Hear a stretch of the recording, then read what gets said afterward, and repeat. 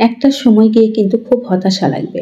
১০-১৫ বছর পর যখন দেখবেন যে আপনি শুধু অন্যের জীবনকেই দেখছেন, নিজের জীবনের দিকে তাকান নাই। পৃথিবী কিন্তু অনেক নিষ্ঠুর। ৩০-৩৫ বছর হলে তখন কিন্তু অন্যরকম লাগবে। এই যে সারাদিন অন্যকে নিয়ে ব্যস্ত আছেন, এটা কমান। নিজের প্রতি ব্যস্ত হন। আসসালামু আলাইকুম, রিজনা লাইফ ব্লগে আপনাদের সবাইকে স্বাগত। দূরে এবং কাছে যে যেখান থেকে আমার ভিডিওটি দেখছেন, আশা করি সবাই ভালো আছেন। আলহামদুলিল্লাহ, আমরাও ভালো আছি। তো আজকের ব্লগটি শুরু করছি কিন্তু সকাল থেকে। এই তো ডিমগুলো কিন্তু একটু খুব ভালো করে ধুয়ে নিয়ে ফ্রিজে রেখে দিলে খাবার সময় কিন্তু আর ধোয়ার যে একটা ঝামেলা থাকে না। তো একটু লিকুইড দিলাম আর তার সঙ্গে কয়েক ফোঁটা লেবুর রস। এতে করে যে ডিমের একটা অ্যাস্টে গন্ধটাও থাকে না, ডিমগুলো কিন্তু একদম ঝকঝকে হয়ে যায়। আর এভাবে ধুয়ে রেখে দিলে কিন্তু খুব বেশি সুবিধাও হয়। যিনি বা যারা আমার ভিডিওটি দেখছেন, অবশ্যই একটা লাইক দিয়ে ভিডিওটি কন্টিনিউ করবেন আর চ্যানেলটি সাবস্ক্রাইব করে পাশে থাকা বেল বাটনটি প্রেস করে অল অপশান সিলেক্ট করে রাখতে পারেন। এতে করে আমি যখন কোনো নতুন ভিডিও আপলোড করব, সঙ্গে সঙ্গে নোটিফিকেশান পেয়ে যাবেন আর আপনারা আপনাদের সময় সুযোগ করে দেখে নিতে পারবেন। আর ইতিমধ্যে যারা এই কাজটি করছেন তাদেরকে অসংখ্য ধন্যবাদ। আসলে আমার পরিবারটি খুব ছোট, আর এই ছোট্ট পরিবারে আপনাদের সাহায্য ও সহযোগিতা আমার কিন্তু খুব বেশি দরকার। তো আপনারা অবশ্যই আমার পাশে থাকবেন, এই ভরসা এবং বিশ্বাস আপনাদের উপর আমার কিন্তু সবসময় আছে। হাজারো শখ আর ইচ্ছেগুলোকে বিসর্জন দিয়ে আশায় বেঁচে থাকার নামই মধ্যবিত্ত পরিবার। আসলে মধ্যবিত্ত পরিবারের গৃহিণীদের অনেক কিছু ভালো লাগে, অনেকই শখ থাকে, অনেক ইচ্ছে থাকে, কিন্তু সবগুলোকে কিন্তু চেপে রেখে অনেক আশা নিয়ে সামনের দিকে এগোতে হয়। এটার নামই হচ্ছে মধ্যবিত্ত পরিবার। তবে এতেও আলহামদুলিল্লাহ অনেক বেশি শুকরিয়া আদায় করি। এই তো কিনতে এসে কিন্তু মাশাআল্লাহ কুকারের জিনিসগুলো এত বেশি ভালো লাগছিল। আর নতুন আপডেট কিছু জিনিস দেখলাম, চায়না কড়াইগুলো, ভাইরাল কড়াইগুলো সব কিন্তু খুব সুন্দর লাগছিল। আসলে স্টিলের জিনিসের প্রতিও কিন্তু আমার একটা দুর্বলতা আছে, কারণ এগুলো এত বেশি ঝকঝকে করে, একটু পরিষ্কার করে রাখলে দেখতে কিন্তু ভীষণ ভালো লাগে। কোনো দিকে কিন্তু চোখ সরাতে পারছিলাম না। তো তারপরেও যেটা আমার একদমই প্রয়োজন, শখ নয়, প্রয়োজন বলবো, ঠিক সেটাই কিন্তু আমি নিয়েছি।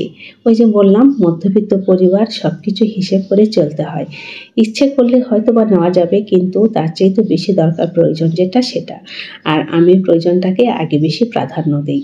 শখটা না হয় রেখে দিলাম ভবিষ্যতের জন্য। আসলে বাজারে যেমন আপডেট সব জিনিসগুলো এসেছে, দামটাও কিন্তু মাত্রাধিক, অনেক বেশি দাম। আর জিনিসগুলো না অবশ্য অনেক বেশি কালারফুল, যেমন তার চাইতে অনেক বেশি কিন্তু মানসম্পন্ন। তো সব দিক থেকে বিচার করলে দামের দিকটা কিন্তু আর কোনো কিছুই বলার নেই। তো যাই হোক, আমার যেটা প্রয়োজন সেটা কিন্তু আমি অলরেডি নিয়ে বাসায় চলে এসেছি। আসলে জয়রাকে স্কুল থেকে আসার পথে একটু কোকারিস দোকানে ঢুকেছিলাম, তো খুব দরকার, যেটা না হলেই নয়, ঠিক সেটুকুনি নিয়ে কিন্তু চটপট করে চলে এসেছি, কারণ বাসায় এসে দুপুরে রান্নাটা আমাকে আবার বসিয়ে দিতে হবে। তো এই তো দুটো কড়াই নিলাম আর একটা চায়ের কেটলি নিয়েছি, আলহামদুলিল্লাহ। আর যে যেগুলো খুবই বেশি ভালো লেগেছে সেগুলো আস্তে আস্তে পরে নিয়ে নেব। আমি সবসময় মনে করি প্রয়োজন যেটা, সেটাই আগে নেওয়া উচিত। আর যখন যেটা পারবো, শখগুলো বা ইচ্ছেগুলো ইনশাল্লাহ একদিন অবশ্যই পূরণ হবে, সেই আশায় নয় থেকে যাই। তো এই তো এগুলো করে এখন এই যে বাজারও চলে এসেছে, লাল শাক এনেছে, লাল শাকটুকু না আমি খুব সুন্দর করে বেছে নেব। আর এর মাঝে কিন্তু অফ ক্যামেরায় আমি মুরগির মাংসটা চুলায় বসিয়ে দিয়েছি। তো মুরগির মাংস যেহেতু চুলায় রান্না বসিয়ে দিয়েছি, ওটা হতে থাক, আর এর পাশে আমি শাকটা কেটে নিই। যেহেতু দুপুরবেলায় কিন্তু শাকটা খেতে ভালো লাগে, রাতেরবেলা শাক খেতে খুব একটা ভালো লাগে না। তো ওই জন্য ভাবলাম যে তাড়াহুড়ো করে আজকে আর তেমন কিছু করবো না, মুরগির মাংস আর লাল শাক ভাজিটা করে নিই আর বাজারগুলো গুছিয়ে নিই। আর ওই যে দোকানে যে দেখে এসেছি জিনিসগুলো, সেগুলো কিন্তু মাথার মধ্যে আর মনের মধ্যে ঘুরছে। আসলে মেয়েদের বুঝি এক স্বভাব, ভালো লাগার জিনিসগুলো মনে হয় ব্রেন থেকে শুরু করে মনের ভিতর সারাটা দিনই ঘোরপাক করতেই থাকে।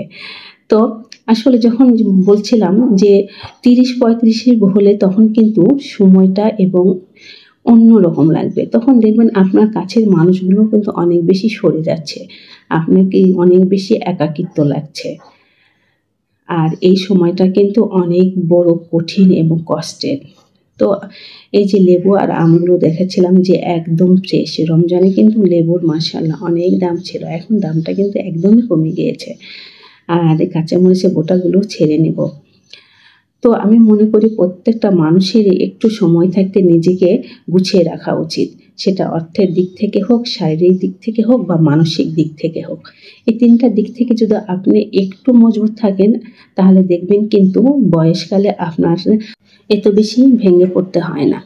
কারণ অর্থ, শারীরিক এবং মানসিক ৩টা শক্তিরই কিন্তু খুব বেশি প্রয়োজন আমাদের জীবনে বেঁচে থাকার জন্য।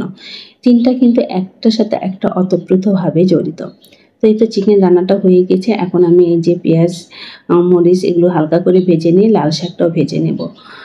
আসলে একাকিত্বটা কিন্তু খুব কঠিন, খুব নিষ্ঠুর, খুব হৃদয় বিদারক। তো আমরা এই সময়টাকে যেন খুব ভালো করে কাটাতে পারি আমাদের বয়স হয়ে গেলে, তো সেই জন্য কিন্তু আমাদের এখন থেকে পূর্ব প্রস্তুতি নেওয়া উচিত। তো আমি তো যেটা বললাম যে অর্থের দিকটা তো অবশ্যই নিজের দিক থেকে একটু গুছিয়ে রাখতে হবে এবং শারীরিক মানসিক দিক থেকেও কিন্তু আমাদের অনেকটা সুস্থ এবং মানসিক থাকতে হবে। মানসিক দিকটা কিন্তু সবচেয়ে বড়। মনের জোর আপনাকে কিন্তু অনেক দূর পর্যন্ত নিয়ে যাবে।